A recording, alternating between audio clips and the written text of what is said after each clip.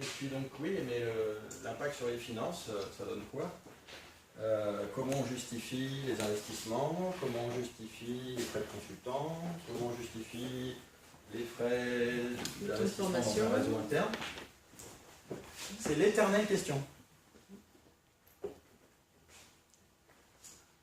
Alors, il y a plusieurs parties dans la présentation. La première, c'est finalement en quoi l'amélioration de l'expérience client peut avoir un impact sur le chiffre d'affaires. Alors, soit un impact pour éviter de le faire baisser, soit un impact pour l'augmenter. Premier exemple, éviter de le faire baisser le chiffre d'affaires. Donc, c'est un exemple vécu. On est intervenu chez un fabricant, un assembleur de produits câblés grands comme le carré des tables, remplis de câbles pour le ferroviaire. Et le problème était que chaque objet, il y en avait 2 livrés par semaine, donc c'est des volumes très faibles, hein, type ferroviaire, aéronautique ou spatial, enfin plutôt aéronautique.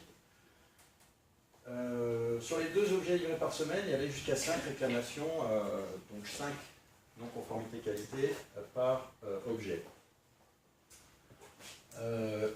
Ça, c'est ce que voyait le client, mais en interne, il y avait déjà de nombreuses non-qualités internes avec de nombreuses retouches avant que ça soit envoyé chez le client. Donc il y avait bien plus encore en interne. Et le client qui était Alstom Transport, pas notre client, mais notre client c'était le petit câbleur, mais le client de notre client qui était Alstom Transport, Philippe, je vais tomber à court de zapette si tu peux me... Elle est toute rouge. Donc le client de notre client qui était Alstom Transport menaçait notre client YOL donc d'une démarche de rupture.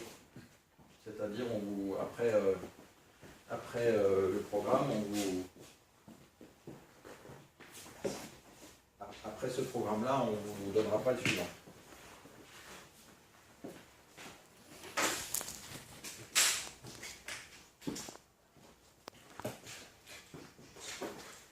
Donc la situation était mal engagée. Alors, on a travaillé avec eux pour mettre en place ce qu'on appelle la résolution de problème, justement, appliquée au problème de qualité, donc QRQC. Version très terrain, haute fréquence, 2 résolutions de problème par jour. 40 minutes par jour, tous les jours. 2 fois 20 minutes sur 2 problèmes différents. Heure fixe. Assistance fixe. Terrain. Alors, première chose qu'on a mise en place, c'est un indicateur des non-conformités clients avec un objectif. Et lorsqu'on était au-dessus de l'objectif, on était plus mauvais que l'objectif. L'indicateur qualité, ça c'est un Q, il était rouge à la semaine. Lorsqu'on était en dessous de l'objectif, l'indicateur qualité, Q était vert. Et donc tous les matins, les opérateurs se réunissaient devant ce tableau. Hormis l'indicateur et sa visualisation rouge-vert, il y avait à côté toutes les non-conformités trouvées par le client Alstom, avec des photos et un descriptif de la non-conformité, donc les fameuses alertes clients. Bon, jusque-là, c'est assez classique, donc on donnait le retour. C'est-à-dire que vous avez demandé au client de fournir des éléments? Oui, mais généralement, c'est en fonction de la maturité des clients, c'est assez automatique. De qualité client à qualité fournisseur usine, généralement, ils s'envoient ce genre d'éléments, avec photo ou même échantillon. C'est très important pour pouvoir améliorer la qualité. Et donc, on a commencé par ça. Donc déjà, les opérateurs avaient le retour de ce qui se passait en temps réel. Ensuite, on a mis en place, toujours au même endroit, donc à 10 mètres de la zone de production, une méthode de résolution de problème. Alors, ils ont souhaité utiliser ce qu'Alstom leur avait déjà expliqué, et donc sur lequel on a bâti, puis on a amélioré, donc avec la partie description du problème, avec la partie analyse des causes potentielles et validation des causes potentielles, et puis la partie 5 pourquoi sur les causes de non-détection, 5 pourquoi sur les causes d'occurrence. Pour chacun des problèmes, il y avait un A0 comme ça. Et puis ici, vous avez la partie sécurisation client, c'est-à-dire que quand le client se plaint d'une non-conformité, tout de suite, il faut aller voir les autres livraisons qui sont avant et après, enfin, surtout après, pour vérifier que les autres livraisons ne vont pas impacter le client avec le même défaut. Donc il y avait toute une partie sécurisation. Et puis, au fond, je pense qu'on l'explique après. Alors, l'effet de la mise en place de ce processus de résolution de problème terrain, on a commencé à intervenir en septembre, avec un diagnostic. Et dès octobre, on a mis en place les petits éléments que je vous ai montrés tout à l'heure. Et donc, on a travaillé à peu près 6 mois avec cette société pour baisser d'environ de 60% en 6 mois la non-qualité. Alors, ce qui est intéressant, c'est qu'après, ils ont continué sans nous parce qu'ils étaient complètement autonomes et ils s'étaient complètement approprié la méthode. La méthode est très exigeante puisque c'est 40 minutes tous les jours. Ça réunit 5-7 personnes, donc c'est gourmand en ressources. Mais les résultats sont surprenants, moins 60% en 6 mois, sur la non-qualité client.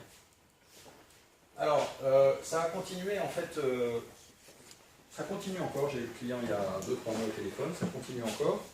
Et ce qui est intéressant, c'est qu'ils sont passés d'une démarche de rupture fournisseur à une démarche, ça c'est un courrier d'Alstom, à une démarche où finalement le client leur dit, au cours de la réunion mensuelle, l'évaluation de vos résultats en termes de délai et de qualité vous classe parmi les meilleurs fournisseurs du mois de novembre 2013, avec un OTIF de 97%. OTIF, c'est donc le taux de service, on time in full, et 0 réclamation client. Vous atteignez les objectifs attendus. Par ce courrier, nous tenons à vous remercier de votre collaboration et vous invitons à maintenir ce niveau de performance.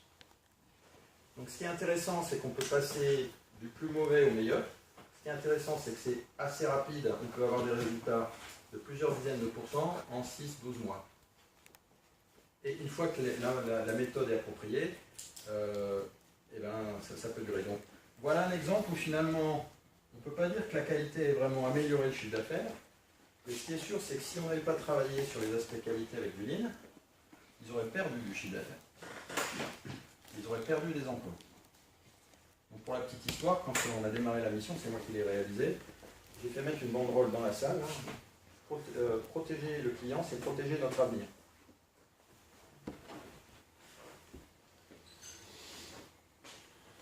Alors, autre exemple, de l'amélioration de l'expérience client avec le Lean, cette fois-ci dans les concessions automobiles.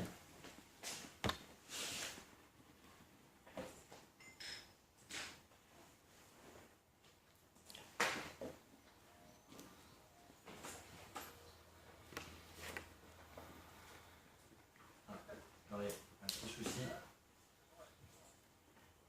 petit souci de son.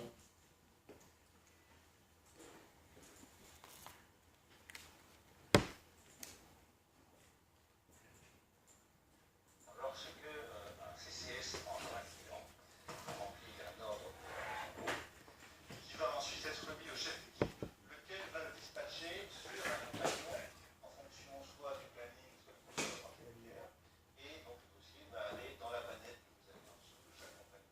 Manette bleue, le compagnon ensuite y est, traîne le dossier, et puis le chef d'équipe suit l'avancement. Petit souci d'image. On est en dupliqué et pas, on est en étang et pas en dupliqué.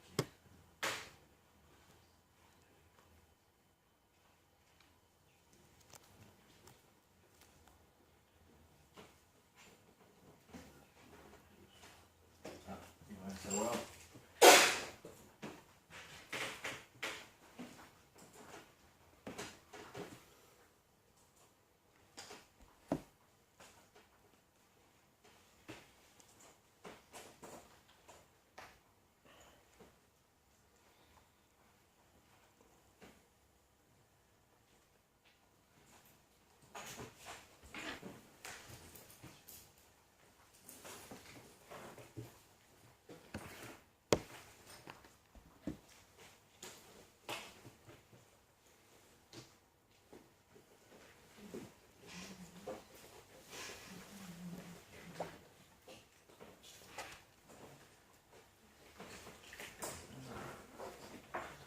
C'est bon?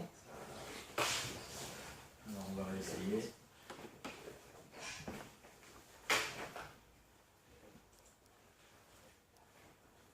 Ah oui, il est toujours en étang, je n'ai pas dupliqué. En fait, souvent, il faut déplacer la fenêtre. En fait. Ouais. Je prends la fenêtre vidéo et je la glisse sur Ouais, l'écran. j'ai déjà essayé de le faire étendre comme ça, dupliquer comme ça.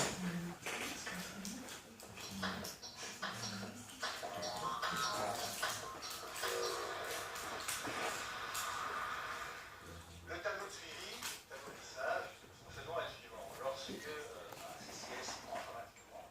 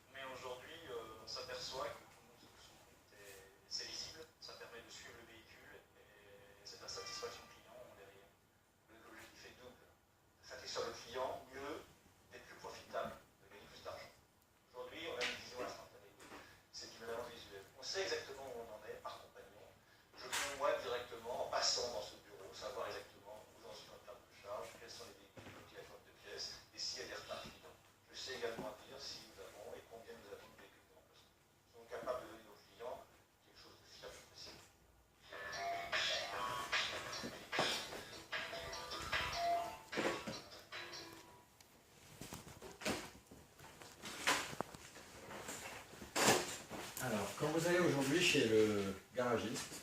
Est-ce que ça ressemble à ça ou ça ressemble à autre chose en termes d'expérience client? C'est autre chose. C'est autre chose. C'est-à-dire? Ah, chez Peugeot à Strasbourg, c'est pas du tout comme ça que ça se passe. Hein. Ah. Je peux vous le dire. Ça se passe comment? Bah, j'attends pour mon véhicule, puis des fois ils n'ont pas la pièce, ils l'ont pas commandé.